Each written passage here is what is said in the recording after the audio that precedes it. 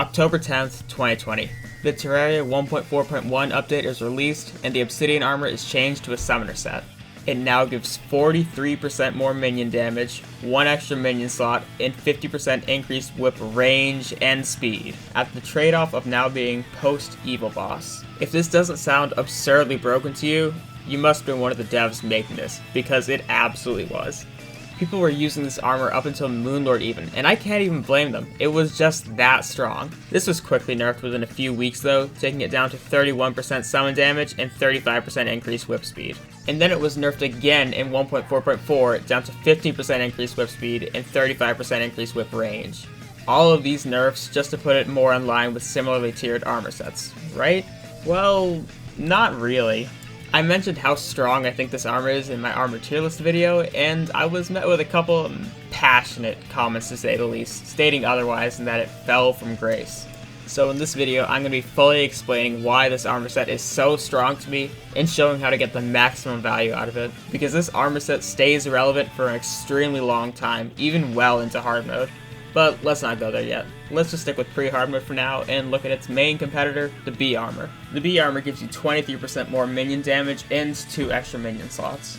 Now, this is obviously better if you're not using whips and doing some sort of hybrid build, but this does boost your minions more than Obsidian armor, right? The answer is yeah, kinda, but it's not as simple as you might think. The two strongest minions at this stage of the game both have a piercing attack, which means they both suffer from iframe issues sometimes. These are, of course, the Vampire Frog Staff and the Imp Staff. The Frog Staff has 10 iframes and the Imp Staff has 6 iframes, meaning the frogs can hit 6 times per second and the imps can hit 10. So how many minions do you need to get the max hits per second on both of these? Well, technically one frog is capable of covering all 6 hits per second for the Frog Staff, but realistically, they're not going to be doing that, so it's justifiable to use like 2 or 3 or even 4 for this. For imps, you need at least 10 to get a hit every 6 frames. This isn't possible in pre-hard mode for obvious reasons, but it gets better. Imps have a strong tendency to shoot at the exact same time, fully synchronized, meaning that more often than not, only 1 or 2 hits will go through. So a lot of minion slots for these two weapons isn't as important as it would be for other summons. The 31% increased damage of the Obsidian armor doesn't care about iframes. If you're hitting that effective cap for your minions when the minion slots start doing less or nothing, the Obsidian armor could potentially be better for boosting your minions than both the B armor and eventually the Spider armor, although we'll get onto that in a bit. And this isn't even getting into the biggest strength of the Obsidian armor, its whip speed and range. The Snapthorn and Spinal Tap both work extremely well together and with the Obsidian armor. By using the Snapthorn for its whip speed and tag damage, and using the Spinal Tap as your main whip, you can get extremely high DPS that the B armor can only dream of. Despite the whip speed boost of the Snapthorn being nerfed in 1.4.4, it is still extremely powerful now and even in hard mode.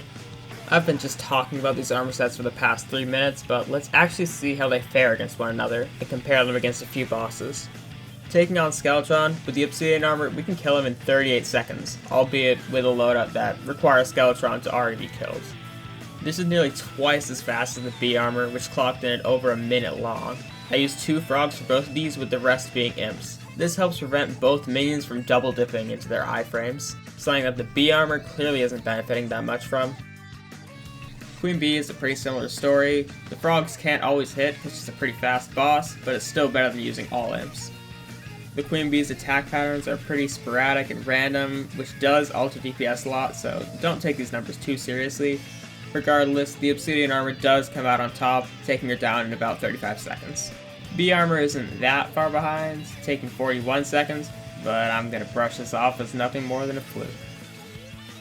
Now before we move on to hard mode, I'm just going to give you a brief rundown of my strategy for Wall of Flesh. I use the B armor with the Imp Staff and the Ballista Rod. I try to only use my whip to defend myself from the Hungries once they get detached, and generally just use the piercing of my Imps and Ballista Rod while focusing the wall's eye or mouth, using the right click feature, keeping a safe distance. That safe distance strategy is way more dangerous and risky than the one I've been using since I made that video. By using the Snap Tap combo, Obsidian armor, Vampire Frog Staff, and Imps, we can melt through the Hungries and wall with very little risk compared to the strategy I was using before. You only need 1 mobility item in the Amphibian Boots, and the rest should be filled with damage or potentially a Branding Confusion. I'm using 3 frogs and 2 or 3 imps for this fight. The frogs contribute more damage than the imps, but using 5 of them isn't as effective as mixing in 2 or 3 imps. Your weapons, accessories, and armor all come together perfectly like pieces of a puzzle in this strategy. Try and take one of them out, and it kind of falls apart. Now entering hard mode, this is where most people would drop the Obsidian armor and replace it with something like the Spider armor set.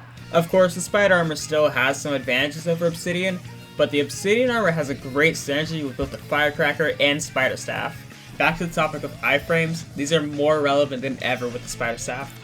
It only takes 3 spiders to reach the max hits per second with the Spider Staff, so against bosses, the 2 extra minion slots with the Spider armor barely come into play, whereas the Obsidian armor still gives you higher raw damage stats and boosts your Firecracker a ton. And realistically, these 2 weapons will be your best options up until you get one of 4 summons, those being the Sanguine Staff, Blade Staff, Optic Staff, and Tempest Staff potentially. Relying on the Spider Staff for any of these bosses really is not ideal, and the Firecracker gives you way more consistent damage when you focus your build around it. The Sanguine Staff is definitely the easiest one to get out of these, but the spiders do have a lot of trouble keeping up with it. Luckily, it does have some moments where it stops moving, and the spiders and Firecracker can get a ton of damage. The extra range you get from the Obsidian armor is also great for the Firecracker, and the extra whip speed is really noticeable. The DPS difference between these 2 armors isn't that big for this, but the Obsidian armor lets you keep a safe distance from these bosses while still getting the explosion to proc. The Blade Staff is probably your next best option, but this is really hard with the Spider Staff, and honestly, for the second phase, I would just recommend going full imps. The spiders actually get really good damage in the first phase, but in the second phase, there's not really any specific dodging pattern you can do to help keep the spiders close. You really just have to run away, in which case the imps are the only thing that will get consistent hits. This makes the Obsidian armor just a clear winner for this fight. Not only does it let you keep your distance and stay safe more easily, but you can get way more damage off the imps and spiders. The twins are really hard to fight with these weapons. You have to constantly be at a pretty close range just to get any damage with your whips, and it has to be even closer if you're not using the Obsidian armor. Spasmatism specifically is just impossible to deal with in his second phase. Your spiders can only consistently hit him when he's doing his fire attack, but trying to hit him with your Firecracker during that is just really dangerous. But when he's dashing and you can hit him, the spiders can barely catch up to him. While Retinazer is way easier to take out, Spasmatism is a way bigger threat, so you kinda do have to focus him. Focus fire is also very difficult with these weapons though. Fighting Duke Fishron now might be a bit early for some players, but honestly, the Tempest Staff is so strong against the Destroyer that I can't pass up on it. And honestly, I had an easier time fighting Fishron than I did the twins for this. If you want to see a more in-depth guide of this fight and how to use the Spider Staff, make sure to check out my Fishron guide.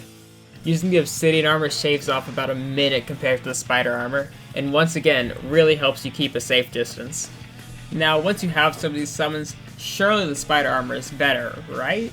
Let's do one last comparison against Plantera, with the Spider armor, Hollowed armor, and a mixed armor set using the Hollowed Hood, Monk Shirt, and Squire's Greaves.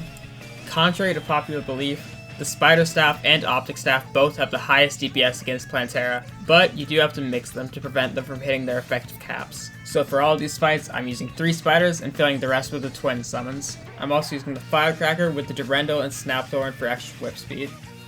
And the Obsidian armor comes out on top. Spider armor also does pretty well, and the Hollowed armor is solid for how good its defensive properties are. I kinda expected better from the mix set, being that it focuses very heavily on just raw damage stats, but I guess the minion slots are just that important. I did a couple attempts for all of these and took the best times, but it could still potentially be a fluke. After Plantera though, the Obsidian armor is just completely out of the question, with the Tiki armor practically being a direct upgrade, and the Spooky and Hollowed armor being such amazing options that you just can't pass up on.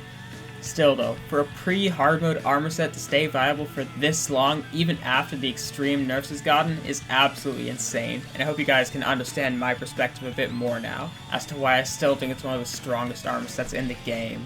Of course, different playstyles will always be a factor, so what works best for me might not be the same for you. But I think anyone can find success and value with this armor, even in hard mode. And on that note, we're just about done. I didn't realize this when I posted my last video, but we hit like 1,000 subs after only 3 videos, which is just insane, and I thank you all so much for that. On the other hand, sorry for the slightly slow uploads. I've been aiming for weekly uploads, but as my college semester was finishing up and I went through a bit of a creative drought, It's been a bit of a slow process. I'll be picking up the pace soon though, so make sure to subscribe for future content if you aren't already, and make sure to like and comment as it really helps me out. See you in the next one.